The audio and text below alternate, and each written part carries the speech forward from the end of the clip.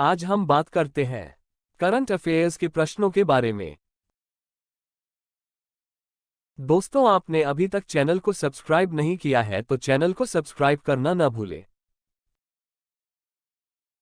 आपका प्रश्न नंबर 1 है, समन्वय 2022 किस सशस्त्र बल द्वारा आयोजित एक मानवीय सहायता और आपदा राहत HADR अभ्यास है?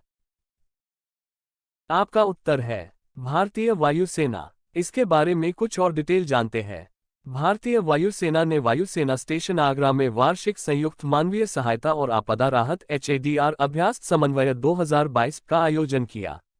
इस अभ्यास के साथ भारतीय वायुसेना का लक्ष्य संस्थागत आपदा प्रबंधन संरचनाओं और आकस्मिक उपायों की प्रभावकारिता का आकलन करना है। इस अभ्यास में आसियान देशों के प्रतिनिधियों ने भाग लिया। आपका प्रश्न नंबर 2 है, किस केंद्रीय मंत्रालय ने नई चेतना अभियान शुरू किया? आपका उत्तर है ग्रामीण विकास मंत्रालय। इसके बारे में कुछ और डिटेल जानते हैं। केंद्रीय ग्रामीण विकास मंत्रालय ने लोगों के आंदोलन के रूप में नई चेतना नामक महीने भर चलने वाले अभियान की शुरुआत की है।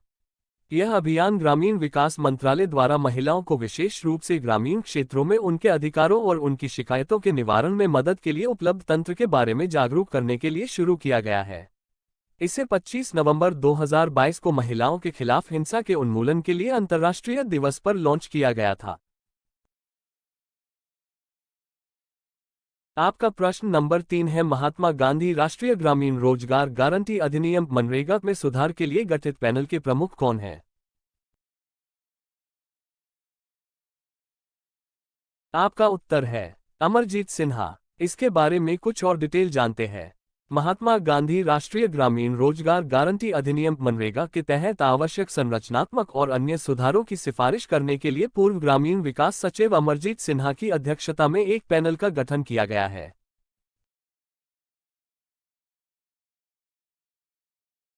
आपका प्रश्न नंबर 4 है, अपनी मानसिक स्वास्थ्य और सामाजिक देखभाल नीति शुरू करने वाला पहला उत्तर पूर्वी राज्य कौन सा है?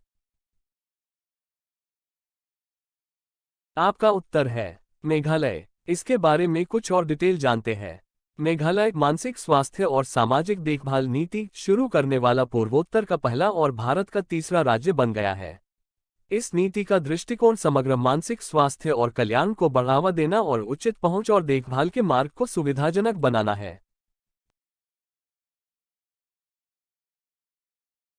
आपका प्रश्न नंबर 5 है, कौन सा राज्य अंतर्राष्ट्रीय लुसोफोन महोत्सव इंटरनेशनल लुसोफोन फेस्टिवल का मेजबान है?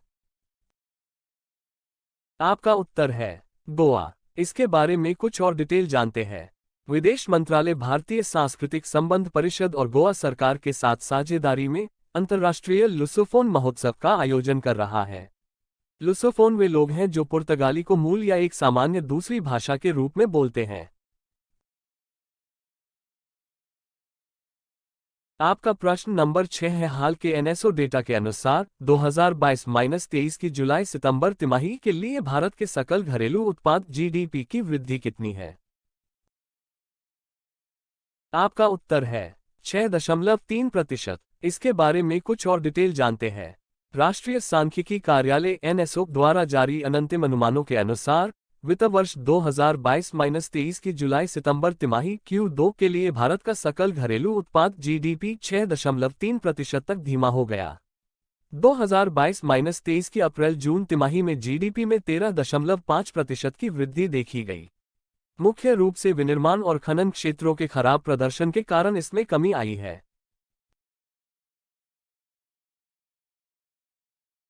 आपका प्रश्न नंबर 7 है, भारत अमेरिका के बीच संयुक्त सैन्य अभ्यास युद्ध अभ्यास 2022 किस भारतीय राज्य में आयोजित किया जा रहा है? आपका उत्तर है उत्तराखंड। इसके बारे में कुछ और डिटेल जानते हैं। भारत अमेरिका के बीच संयुक्त सैन्य अभ्यास युद्ध अभ्यास का 18वां संस्करण उत्तराखंड में आयोजित किया जा रहा है। भारत और अमेरिका के बीच हर साल यह सैन्य अभ्यास आयोजित किया जाता है। आपका प्रश्न नंबर 8 है, हाल के आंकड़ों के अनुसार 2018-20 के दौरान भारत में मातृ मृत्यु अनुपात MMR क्या है? आपका उत्तर है 97 प्रति लाख जीवित जन्म। इसके बारे में कुछ और डिटेल जानते हैं। भारत के रजिस्ट्रार जनरल द्वारा जारी विशेष बुलेटिन के अनुसार भारत ने 2018-20 में मातृ मृत्यु दर एमएमआर में 97 प्रति लाख जीवित जन्मों में महत्वपूर्ण गिरावट देखी है। 2014-16 में यह आंकड़ा 130 प्रति लाख जीवित जन्म था। इसके साथ भारत ने प्रति लाख जीवित जन्मों पर 100 से कम एमएमआर के राष्ट्रीय स्वास्थ्य नीति लक्ष्य को पूरा किया। आपका प्रश्न नंबर 9 है। विश्व बैंक के माइग्रेशन एंड डेवलपमेंट ब्रीफ के अनुसार 2022-23 में भारत में अपेक्षित प्रेषण प्रवाह एक्सपेक्टेड रेमिटेंस फ्लो कितना है? आपका उत्तर है 100 बिलियन अमेरिकी डॉलर। इसके बारे में कुछ और डिटेल जानते हैं। विश्व बैंक ने हाल ही में माइग्रेशन एंड डेवलपमेंट ब्रीफ शीर्षक से अपनी प्रमुख रिपोर्ट जारी की। इस रिपोर्ट के अनुसार इस वर्ष भारत में प्रेषण प्रवाह 12% बढ़कर 100 बिलियन अमेरिकी डॉलर तक पहुंच जाएगा। 2022 में निम्न और मध्यम आय वाले देशों एलएमआईसी के लिए प्रेषण अनुमानित 5% बढ़कर 626 बिलियन अमेरिकी डॉलर हो गया है। आपका प्रश्न नंबर 10 है। भारत और किस देश के बीच आर्थिक सहयोग और व्यापार समझौता economic cooperation and trade agreement ECTA दिसंबर 2022 से लागू होने वाला है?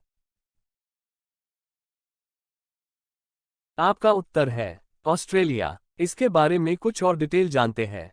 भारत ऑस्ट्रेलिया आर्थिक सहयोग और व्यापार समझौता economic cooperation and trade agreement ECTA 29 दिसंबर 2022 को लागू होगा।